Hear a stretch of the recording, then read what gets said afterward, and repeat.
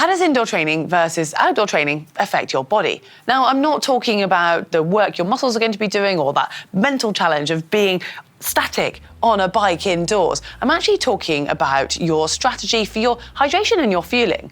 Now, if you're anything like me, you've probably never even given it any thought. But if you do want to optimise that valuable training time, you're going to need to make a few small tweaks. And I'm delighted to say that I'm going to be speaking to an expert in this area to get some tips.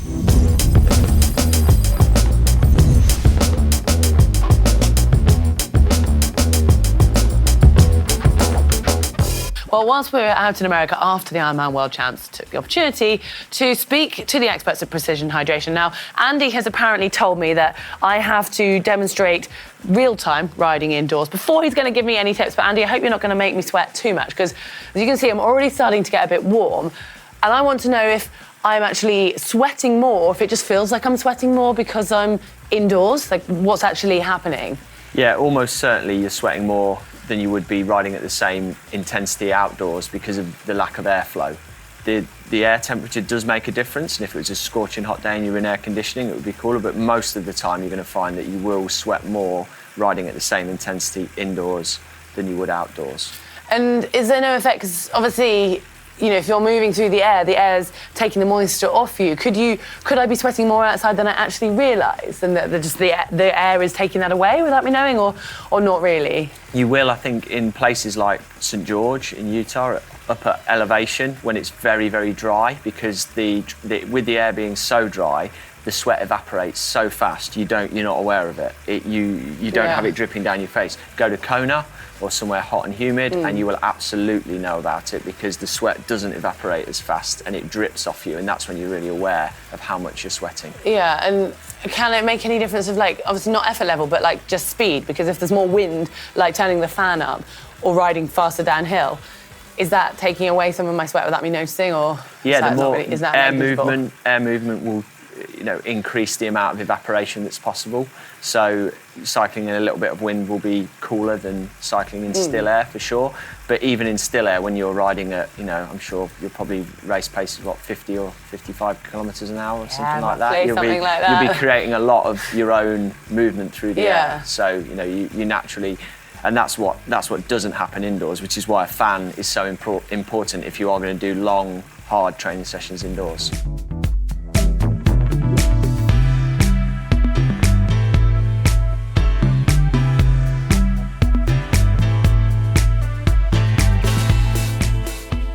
I just want to rewind a little bit on the sort of on my sweat, so to speak. Can it change, can the amount of salt that I'm sweating change? Or is it purely just a volume? In simple terms, no, not really. It will be, in terms of the salt content. Yes, it will change a little bit. So the faster you're sweating, the more salt you'll lose, because your sweat glands have less time to reabsorb sodium. But if you're a moderate sweater, you're not going to suddenly become a very high loser of sodium. It kind of stays within the same zone. So the salt concentration is relatively consistent. It's the volume of sweat that will change dramatically based on those ambient conditions, how good your fan is and how hard you're working. Okay, so now moving on to you've mentioned a fan a few times, I think it's going to come into this, but what tips from the kind of hydration and fueling aspect have you got that you can share so that I can then stop cycling? I would say the number one tip for training indoors is get on the bike well hydrated to start with. That's the one that probably gets most neglected. And that doesn't mean drinking tons and tons of water in the build-up, because then you're going to flush electrolytes out of your body. That means taking a bottle of a very strong electrolyte drink on about an hour or so before you get on the bike. And that is probably the number one tip. And because what happens then, the extra sodium in that drink helps you to pull the fluid into your bloodstream, hold it there, and means you start really well hydrated. Because pretty much inevitably, if you're training hard, and certainly if you're on the trainer for a long time, you are going to become dehydrated even if you drink. And so starting topped up is the best tip. Okay, cool. And and then during, you're just topping it up as you go. Is there like a limit of time when you wouldn't need to worry, or? I think if you're just on the bike for, let's say, less than 45 minutes or something, especially if it's an easy session, you might choose to drink. Most people probably will, but you can definitely just drink by feel, and you probably just need to drink a bit of water. When you get beyond 60 and certainly beyond 90 minutes, if you're doing a structured hard session or a race on your trainer, then consciously drinking more and probably having some electrolytes in your bottle is a really good idea. Not necessarily just to improve your performance in that session, that might not be so impactful, but certainly for recovery, because a lot of triathletes training twice a day or training hard the next day, if you allow yourself to get into too big a hole with hydration and sweat loss on the trainer, then you're not going to perform well in your next session. Okay, and then after, I think I feel like I know where this is going.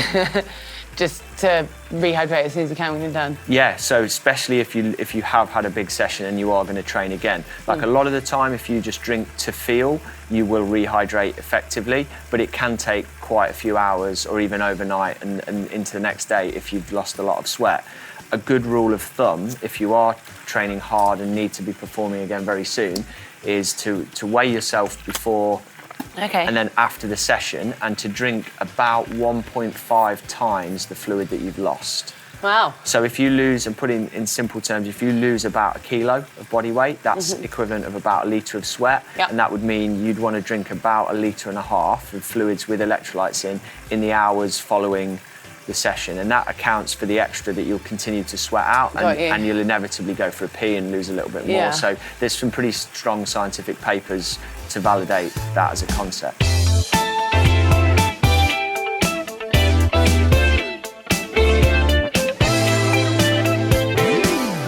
When it comes to fan, like I think now most people will have some sort of fan because it's more comfortable. But if you're not, if you're not using a fan, is there anything you need to do differently with your fueling and your hydration?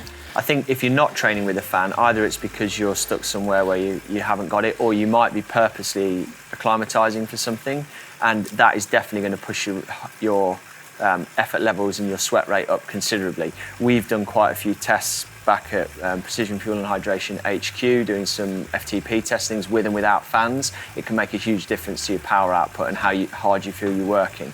It also pushes your heart rate up. So you're inevitably going to need to drink more to try and keep your levels topped up if you're going to deliberately train without a fan. Yeah. And all I'd say is just be aware that your performance level is going to drop. So certainly if you're racing or something like that, you want as many fans on the go as possible if you're trying to maximise your performance. Yeah. Now I sometimes will think, oh gosh, I haven't drunk much, I'll quickly drink before I get on the bike, and then I'll need to get off halfway through and to go to the bathroom, which at home's not a problem because you just run upstairs, but it's obviously interfering with your session.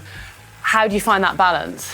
I think one of the tips, a real simple tip, is to set an alarm on your phone like an hour or so before your session starts. I do that all the time. Oh, really? It just reminds you to make sure you've got a drink ready and to drink then. That kind of gives you enough time to drink, have a pee before you get on the bike, and hopefully not interrupt your session. Okay. So I think that's a good way of doing it. Cool. And anything, I know you guys now do fueling, anything in particular that you need to consider that's sort of different to normal to riding outdoors if you're riding indoors? I would say fueling for indoor sessions is similar to outdoor in the sense that it's down to the duration and intensity.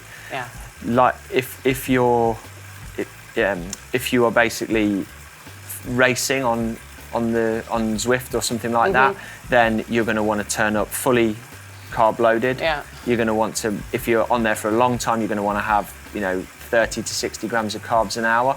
If you're doing a really long session, like I know some people are preparing for an Ironman or whatever, doing 4 or 5 hour rides, you're going to want to fuel and eat 60, even 90 grams of carbs an hour if you're pushing hard, just like you would outdoors. Yeah, that makes sense. The difference is that unlike hydration, which is probably going to be elevated, the requirement's going to be elevated indoors, fueling is kind of, I would say, fuel similarly to how you would a hard session outdoors. Cool. Andy, thanks so much. If you guys have any more questions, do drop them in the comments section below, and I'm sure these guys will be taking a look at them as well, and we'll do our best to answer. So yeah, hopefully you've enjoyed it. Give us a like, and remember to hit the subscribe button.